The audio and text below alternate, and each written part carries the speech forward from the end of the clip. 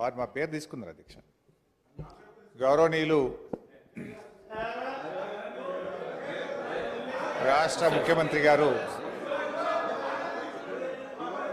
ఈ సభను ఒక నిమిషం కొద్దిగా ఓపిక ఉండాలి అధ్యక్ష. చాలా విషయాలు మాట్లాడేది ఉంది, తొందరపడకండి రాజగోపాల్ గారు. అయితే గౌరవ ముఖ్యమంత్రి గారు ఈ సభను తప్పుదోవ పట్టించే విధంగా కొన్ని వ్యాఖ్యలు చేశారు. సభ యొక్క రికార్డులు సరిచేయాల్సినటువంటి అవసరం ఉంది కనుక నేను ఈ అవకాశం తీసుకున్నాను అధ్యక్ష. ముఖ్యమంత్రి గారు మాట్లాడుతూ పోతిరెడ్డిపాడు ప్రాజెక్టు పైన మా నాయకులే కొట్లాడారు, ఆ రోజు రాజశేఖర రెడ్డి గారి క్యాబినెట్లో ఉన్నటువంటి మంత్రులు మాట్లాడలేదు అనేటువంటి మాట వారు మాట్లాడినారు. నేను దాని మీద ఒకరోజు వీలైతే చర్చ పెట్టండి, సభ రికార్డులు తీసి బయట పెట్టండి, వీడియో ఫుటేజ్ కూడా ఉంటుంది సభలో, అన్ని విషయాలు కూడా బయట పెడితే దాని మీద నేను చర్చకు సిద్ధం. But I want to reiterate the record.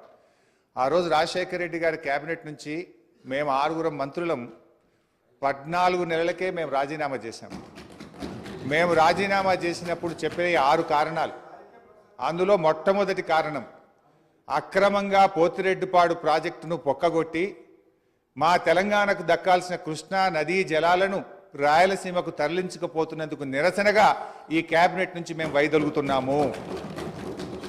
తెలంగాణను ముంచి పులిచింతల ప్రాజెక్టు గట్టి ఆంధ్రాకు నీళ్లు మళ్లించే పులిచింతల ప్రాజెక్టును ఆపకపోవడం వల్ల మేము ఈ క్యాబినెట్ నుంచి వైదొలుగుతున్నాము.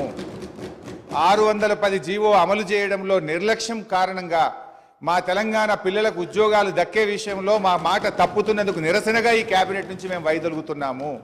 నక్సలైట్లతో చర్చల పేరిట చర్చలు జరిపి ఎన్కౌంటర్లు చేస్తున్నారు, ఆ ఫేక్ ఎన్కౌంటర్లు జరుగుతున్నాయి కనుక మేము రాజీనామా చేస్తున్నాము.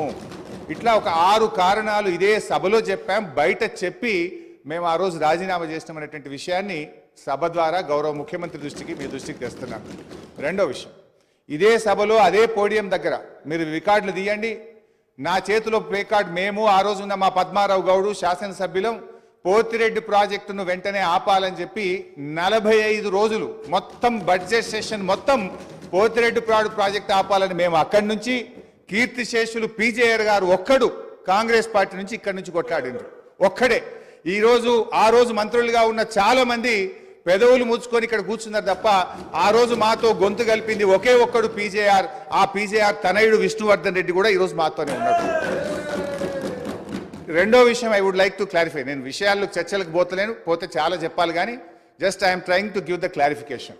ఇది ముఖ్యమంత్రి గారు చెప్పిన పోతిరెడ్డిపాడు విషయం. రెండో విషయం, ముఖ్యమంత్రి గారు మాట్లాడుతూ నేను శాసనసభ్యుడు కాకుండా మంత్రి చేసిన ఘనత కాంగ్రెస్ పార్టీది అని వారు మాట్లాడినారు. ఆ కాంగ్రెస్ పార్టీని అధికారంలో తెచ్చిన ఘనత టీఆర్ఎస్ పార్టీది. ఆ రోజు చంద్రబాబు నాయుడు